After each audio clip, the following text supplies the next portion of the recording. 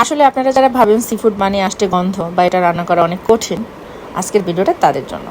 আজ আমি একদম সহজভাবে আমার নিজস্ব রেসিপিতে তৈরি করছি একটি স্পেশাল সি ফুড বয়েল। এক ফোঁটা বাজে গন্ধ তো থাকবেই না, উল্টো এর ঘ্রাণে আপনার পুরো বাসা মোমো করবে। চলুন দেখে নিই।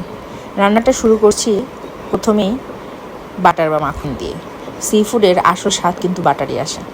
এতে আমি দিয়েছি রসুন কুচি, ফ্লেভারের জন্য শুকনো মরিচ কুচি, কাঁচামরিচ কুচি এবং 1 চামচ পরিমাণ আমি গোলমরিচের গুঁড়ো দিয়েছি। এই বাটারের আর রসুনের যে একটা বাদামি হয়ে আসার পরে যে একটা স্মোকি ঘ্রাণ থাকে, এই ঘ্রাণটাই রান্নার অর্ধেক স্বাদ বাড়িয়ে দেয়। এখন দিচ্ছি একদম ফ্রেশ কাঁকড়ার চিংড়ি। আমি এগুলো আগে থেকে বয়েল করিনি, সরাসরি বাটারে ভেজে নিচ্ছি। দেখুন কয়েক মিনিটের মধ্যেই গায়ের রং কেমন সুন্দর কমলা লাল হয়ে গিয়েছে। সাথে আমি দিয়েছি কিছু সসেস।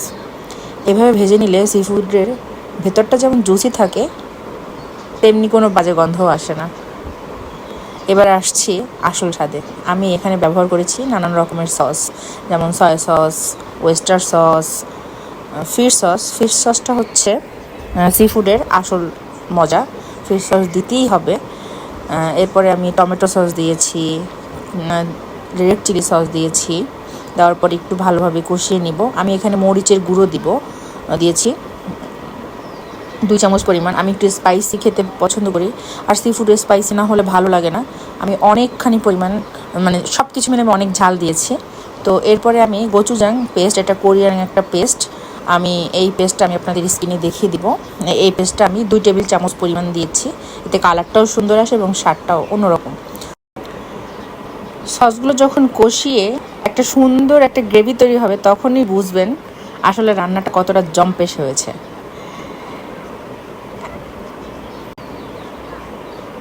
এরপরে আমি দিয়ে দিব আগে থেকে সিদ্ধ করা অক্টোপাস, স্কুইড বা ক্ল্যাম, তারপরে হচ্ছে সাথে ভুট্টা সিদ্ধ করে নিয়েছি। আমি এখানে যে পানিটা দিয়েছি সেটা হচ্ছে ভুট্টা সিদ্ধ করার যে পানিটা ছিল ওইটা।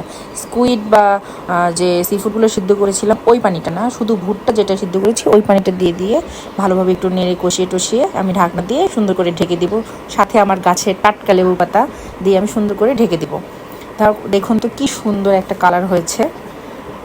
এরপরে আমি 1 চামচ পরিমাণ কর্নফ্লাওয়ার একটা পানিতে গুলিয়ে ভালোভাবে ঢেলে একটু সব কিছু মিক্সড করে নিয়ে আমি এখানে একটা লেবুর পুরা লেমন জেস্ট এটার মধ্যে দিব।